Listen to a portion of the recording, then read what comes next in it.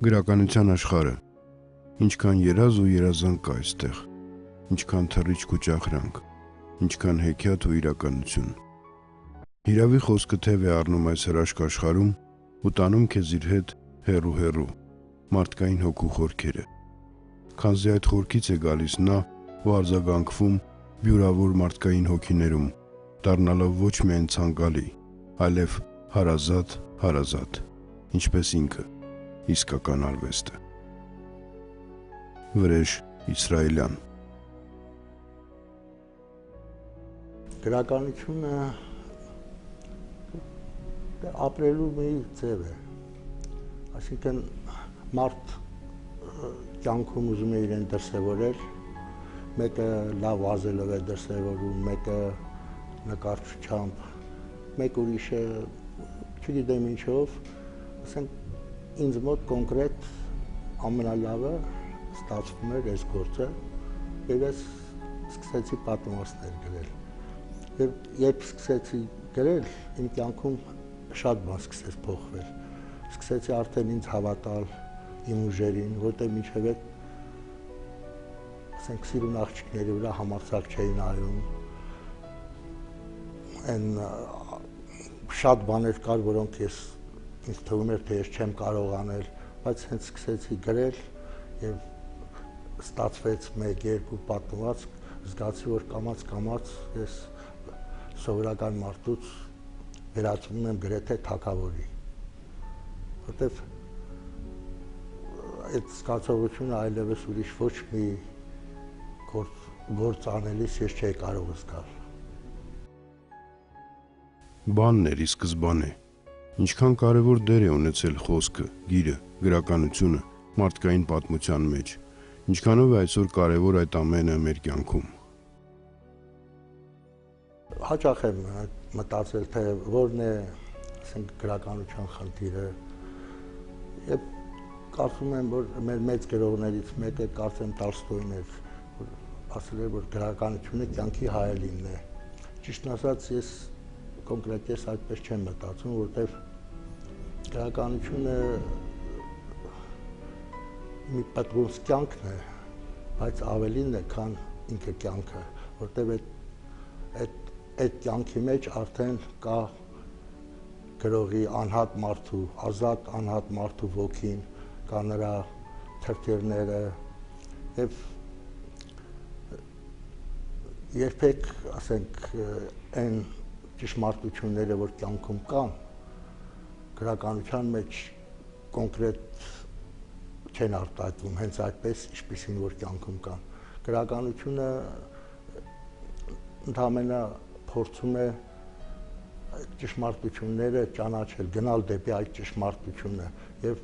երբևէ չեմ կարծում որևիցե մեծ գրող ինքը հասել է այն ճշմարտությանը, դեպի որը շարժվել է իր ամբողջ կյանքում, որտեղ միշտ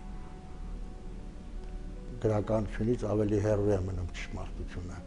եւ հենց այդ ձգտումը այդ ճշմարտությունը գտնելու արդեն ինքը գրականությունն է։ Մենք մեր այս կյանքը գրականությամբ չենք կարող փոխել, բայց կարող ենք օգնել մարդուն, որ ինքը զգա, որ ինքը մարդ է,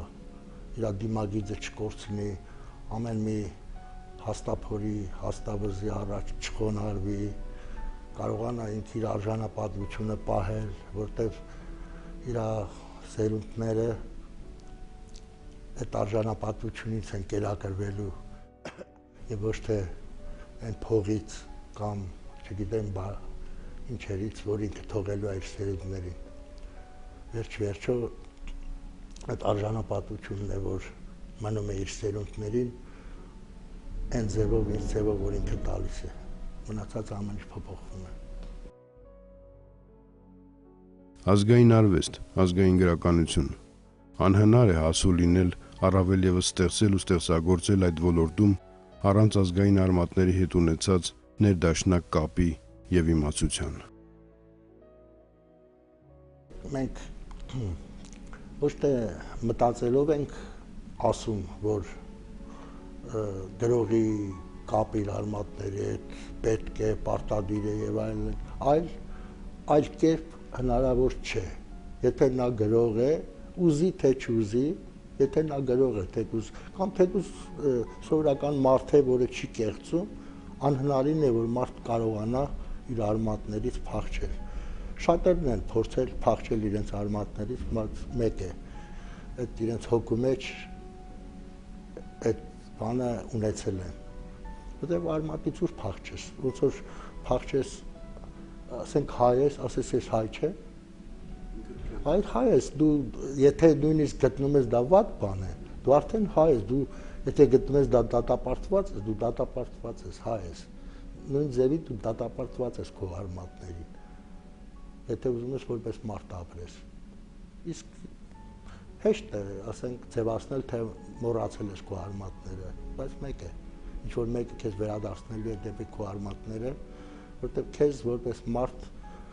օտարները ընդունում են, եթե դու քո արմատների մեջ ես։ Եթե չէ, ոչ ոք չի ուզենա քեզ դա իր արմատներից բերի, տա քեզ ասի դու ֆրանսիացի դարձիր կամ էլ անգլիացի։ Մենք այնպես որ մենք մեր բարձրագույն բառեր չեն, որ ասում ենք, որ մենք արմատներից չենք կարող փախչել։ Հիմա կոնկրետ, ասենք ես սասունցի եմ, ասենք պապերս սասունցի են, ես այդ ծնված օրից մեջս այդ ցավը լցրել եմ։ Այդ ցավից, հասկանում եք, ոչ ոք չի ուզում ցավի հետ ապրել։ Շատ, եթե հնարավոր լիներ, այդ ցավը ես մի կողմ կգցեի, բայց չես կարող, որտեղ դա արդեն մտել է քո արյան մեջ, այդ ցավից ուր պետք է փախչել։ Եվ ընդհանրապես, որ ասենք մտածում ես հայ ասածը ինչ բան է, հայը, որ ամբողջ կյանքում ինքը իրան լցնում է ցավով եւ իր կյանքի երկրորդ հատվածում փորձում է ազատագրվել այդ ցավից, բայց որքանով է դա հաջողվում եւ հաջողվում է արդյոք, ես չգիտեմ։ Ինչ է բերում իր հետ համաշխարհային գլոբալիզացիա կոչվածը։ Ժամանակը ցույց կտա, բայց կարծում եմ, որ ազգային արվեստն, ազգային գրականությունը այսօր ոչ միայն ազգային մշակույթ են, այլև ազգի գոյատևման կռվան ու միջոց։ Գրականության խնդիրներից մեկը այնինչ գեղեցիկ է, այնինչ մոռացվում է, փրկելն է։ Թե չէ, ասենք հիմա կան վավերագրություններ, կան, ամեն ինչը թվում է թե հայտնի է, բայց այն կյանքը, այն պատմությունը, որ գրականությունն է բերում նոր ժամանակներ, ոչ մի ուրիշ արվեստ, ոչ մի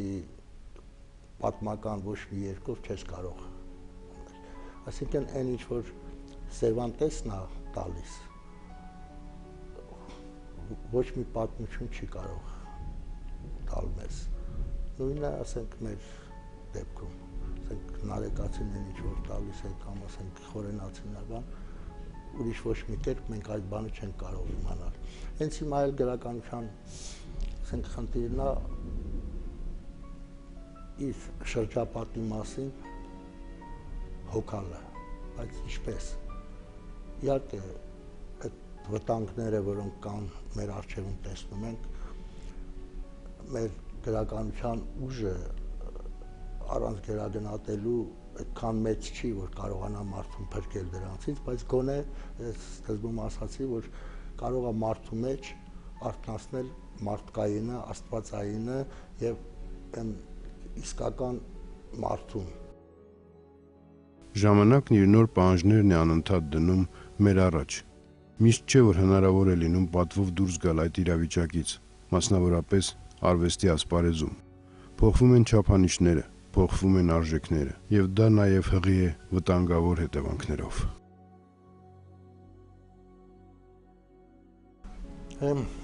Ճշմարիտ,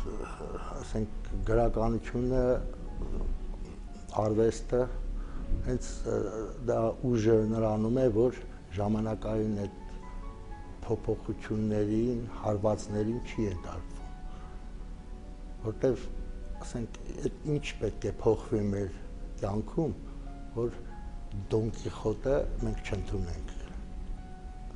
Չկա այդպիսի փոփոխություն։ Ասենք այն իսկական արժեքները, որոնք ստեղծվել են, կամ ասենք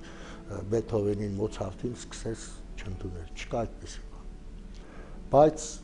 կա պահեր, երբ մարդ շեղվում է իր իսկական ճանապարհից շեղվում է, կարծում եմ, որ այդ շեղումները եթե կարճատև կարող են լինել, որտեղ նման արժեքներից չես կարող փախչել։ Նման արժեքներից փախչելու լավագույն ձևը դրանցից լավը ստեղծելն է, որը ցավոք սրտի մենք առայժմ մեր ժամանակի մեջ, որ հազար մի լավ բան կա, բայց նաև մի բան կա, որ այլ կերպ են նայում այդ արժեքներին։ Հիմա մեր կյանքը ինչի է վերածվել։ Անկեղծ խոսում ենք, մարդը դիմազրկվել է, բոլոր առումներով դիմազրկվել է մարդը, որ այդ մարդուն կարողանում են ստորացնել, կարողանում են դարձնել ստախոս, դարձնել կամակատար, հիմի այդ կյանքից, այդ վիճակից դուրս գալու լավագույն երգերից մեկն էլ, ասենք այդ արվեստի մեծ ժամանակի փոփոխություններին չենթարկվող արվեստի գրականության գործերի հետ նորից առնչվելն է։ Երևի երբեմն պետք է նայել իրականությանը բաց աչքերով, հատկապես եթե դու արվեստի մարդ ես եւ այդ իրականությունն էլ քո արվեստն է։ Այս փոփոխությունը, որ եղավ, մարդիկ նյութապաշտ, միանգամից նյութապաշտ դարձան։ Նյութապաշտ եւ շատ ու շատ բաներ կորցրեցին։ Դրա մեղավորությունը եւ գրողինն է, եւ ընթերցողինն է, եւ ղեկավարինն է, եւ ընդդիմադիրինն է, եւ չգիտեմ իշխանամետինն է, այդ բոլորինն է, որտեվ ինչ որ այս կոմունիստական հասարակարգի ժամանակ ես հիշում եմ, այդ 70 տարում մի լավ բան, որ կատարվեց այդ ընթացքում, որտեղ միշտ վատ բաներ են եղել, որ կատարվեց այն էր, որ այդ կոմունիստները վերջի շրջանում կոմունիստական այդ ղեկավարները սկսեցին փնտրել արվեստագետների ընկերությունը, իրենք փնտրել, իրենք էին գնում բանաստեղծի դուռը, նկարչի դուռը, հասկանում եք, նոր սկսեցին զգալ, որ իրական արժեքներ ստեղծողները ովքեր են։ Իսկ այսօր ով փող է աշխատում, նա էլ իրական արժեք ստեղծող է համարվում։ Անգամ նկարիչների միջան կաֆեում դեռ 5-6 տարի առաջ նստած ենք, մեկ էլ մի անգամից բոլոր այդ կաֆեին նստած ժողովուրդը ասես վեր թռան, բան, ինչա, բա ասին, արա, այս ինչ օլիգարխի թիկնապահներն են անցան։ Մեկ էլ նկարիչներից մեկը ասեց, արա, մի ժամանակ ստեղով մենք վեր ենք թռնում այն ժամանակ, որ Վարան Փափազյաններ անցնում, Հրաչյան Ներսիսյաններ անցնում, Լևոն Ներսիսյաններ անցնում, բան, այ շատ բանա փոխվել է սառումով, փոխվել է կուրքը մարդու, ասենք, ձգտում են նմանվել, հիմա ձգտում են մեր երեխեքը ուզում են դառնալ, ասենք, հեշտ ապրելու գտնեն ախրաննիկներ, իրան բանով ասած, տիկնապահներ, բաներ, որ հասկանում եք, ոչ մեկը չի ուզում Հրաչյան Ներսիսյան դառնալ, կամ էլ որ նույնիսկ ուզում էլ ամաչելուց թաքցնում է։ Հիմա ես եմ, ասենք, մի ժամանակ մի պատմվածք տպագրում էի գարուն ամսագրում, հեռավոր մի գյուղից, որի անունն էլ չգիտեմ, ինչ-որ մեկը զանգարում էր, գալիս էր ինքն էլ տանում էր, մեքենայով տանում, ընտեղ ոչխարեր մորթում, բան, հասկանում ես, կարդացել էր եւ գրողին իր իմացած ձևով, կարող այդ պատմվածքը ինքը չէր հասկացել այնպես, ինչպես որ բան, բայց կար այդ բանը ստեղծողի, գրողի, արվեստագետի հանդեպ այդ վերաբերմունքը կար։ Այսօր կորել է, ոչ մեկի պետք չի, դու ինչ ես գրում, ինչ ես ստեղծում։ 1, 2, 3, 4 հոգի ցավալի է։ Մեր կյանքում կան հասկացություններ, որոնք այնքան ներդաշնակ ու հարազատ են մեզ, որ թվում է, թե բնորոշման կարիք էլ չունեն, բայց նրանք էլ տարբեր են տարբեր մարդկանց պատկերացումներում։ Քան դժվար բան է հայրենիքի մասին խոսելը, որ եւ ընդհանրապես հայրենիքի մասին խոսել ընդհանրապես պետք չի, որտեղ հայրենիքը այնա ինչ որ կա, ամեն ինչը ինչ որ կա, դա հայրենիքը է, քոնն է։ Եվ ինչքան շատ խոսես հայրենիքի մասին, այնքան ավելի հեռանում ես իրանից, որտեղ տեսնում ենք էլ ովքեր որ հայրենիք են գոռում միկրոֆոններից, բանից։ Ամեն շատ հայրենիք ասում են մեր ազգային ժողովի պատգամավորները, բայց հայրենիքի համար լուր անաղմուկ արարիր, քիչ խոսիր։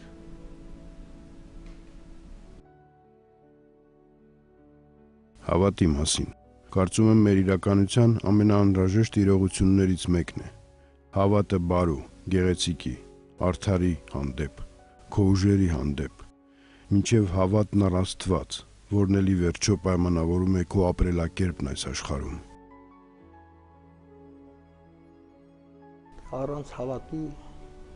չկա ոչինչ։ Եթե չհավատաս, կորած ես։ Որտեւ հավատն է մարդուն պահում, հավատն է մարդուն մարդ դարձնում, քո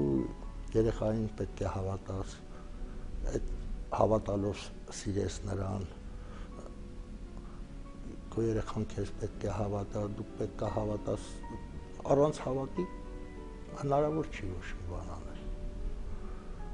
Բայց նաև այդ հավատը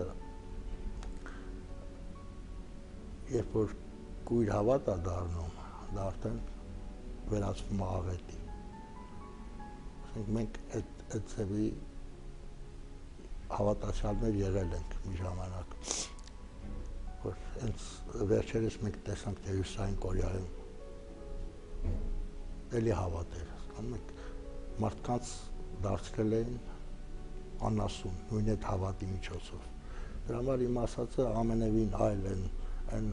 մարդու ներսից եկող թելադրված բան հավատն է, հավատը կյանքի հանդեպ, հայրենիքի, մարդու։ Պետք է հավատաս քո ուժերին, որ կարողանաս ստեղծագործել, կարողանաս ապրել։ Հավատը ապրելակերպ է, ապրելու տեսակ է, տարբերակ է, առանց դրա հեշտորեն կարող ես մեռնել։ Ինչքանով է կարևոր արվեստագետ մարդու համար բարոյական նորմերի պահպանումը նաև արվեստում, թե այստեղ այլ օրենքներ են գործում, հաշվի առնելով արվեստի պայմանական բնույթը։ Բարոյական նորմերի պահպանումը դարապես ոչ միայն արվեստագետի համար, պարտադիր բան է բոլոր մարդկանց համար։ Արվեստի աշխարհում առավել ևս, որտեղ առանց այդ բարոյական նորմերի պահպանության եւ քո ստեղծածն է սուտ, կեղծ, որտեղ արվեստի եւ գրականության ամենահիմնական բաներից մեկը անմիջականությունն է, ասինքն որ չես խաբում։ Եթե դու խաբեցիր, այդ նորմերը խախտեցիր, բարոյական նորմերը խախտեցիր, արդեն քո գրածին, քո ստեղծածին ոչ ոք չի հավատա։ Բայց դա բոլորի համար է պարտադիր պայման կյանքում, եւ բանվորի, եւ չգիտեմ, ավելի շատ իհարկե պաշտոնյաների համար, եւ երբեմն խեղճությունից մարդ կարող է այդ բարոյական այդ բաներից դուրս գալ, խախտել, բայց ասենք խախտած մարդը հանուն մի կտոր հաց կարող է հանգած շեղվել, բայց ասենք մարդը, որը ապահովված է, մարդը, որը ձեռքի իշխանություն ունի, բան ունի, պարտադիր այդ բարոյական բանն մեջ պետք է ապրի, եթե ոչ արդեն կստանանք այն ինչ որ այսօր տեսնում ենք։ Երբ դու ապրում ես, ասես, երկու իրողությունների սահմաններում, ապա երևի թե սրտից խորքում այնուհանդերձ կա նախապատվության ինչ որ մի զգացում մեկի կամ մյուսի հանդեպ, թե դա միայն թվացյալ է։ Մարդը լրիվ նույնը չի կարող լինել, բայց գրականության մեջ այս կյանքի վրեժը կա, բայց դրան գումարած արդեն կան հազար ու մի վրեժներ, այսինքն շատ գրականության մեջ արդեն դու մտնում ես շատ ավելի հարուստ, որտեղ ինչ գրում ես, ասենք կոնկրետ գրողի բոլոր հերոսները ինքն է, դավաճանը ինքն է, հերոսը ինքն է, չգիտեմ Խապեբան ինքն է, Արդարամիտը ինքն է, բոլորը ինքն է, այդ նույն մարդու միջից է գնում էլ, գնում մտնում է գրականության։ Համար գրականությունը ես այն սկզբում որ խոսում ենք, ասեցի, որ գրելուց կես թագավոր ես զգում, սովորական մարդը վերածվում է թագավորի։ Ես նույնն ես անել գրողը, կյանքում ապրող գրողը, որ իր եսը մտցվում է գրականության մեջ, ինքն իրան թագավոր է դարձնում, պատկերավոր ասած։ Յուրաքանչյուր մարդ աշխարհ է գալիս իր հասանելիք ճանապարհն անցնելու առաքելությամբ անշուշտ, բայց այլ է այդ ճանապարհը արվեստի մարդու համար եւ այլ է այն խորհուրդը նաեւ, որն ուղեկցում է նրան իր ողջ կյանքի ընթացքում։ Շատ բան է ուզում գրել, բայց բարեբախտաբար այդ ամենը արդեն գրել է Վիլյամ Սարոյանը։ Լավ թե վատ, ինչ գրել եմ, անկեղծ եմ գրել։ Իմ ընթերցողներից չեմ ակնկալել, ոչ դափնի, ոչ պարզապես ուզեցել եմ զրուցել նրանց հետ։ Ազատություն եմ փնտրել, գտել եմ կամ չեմ գտել։ Այնպես որ մենք մեր ամբողջ կյանքում, մեր կյանքը, մեր ստեղծագործությունը ձգտում է առ ազատություն։ Կհասնենք, կգտնենք այդ ազատությունը, թե ոչ, կարևոր չէ, կարևորը է, որ մարդ ապրի մինչև իր կյանքի վերջ դեպի ազատություն գնալու։ Յուրաքանչյուր մարդ կարող է տարբեր կերպ պատկերացնել այդ ազատությունը։ Այդ ազատությունը կարող է լրիվ ուրիշ դրսևորումներ ունենալ, բայց մեր կյանքը ձգտում է դեպի ազատություն ու երբեք դրան չես հասնում։ Կատարելապես ազատ ոչ ոք չի կարող լինել, բայց ապրելու այլ ձև չկա։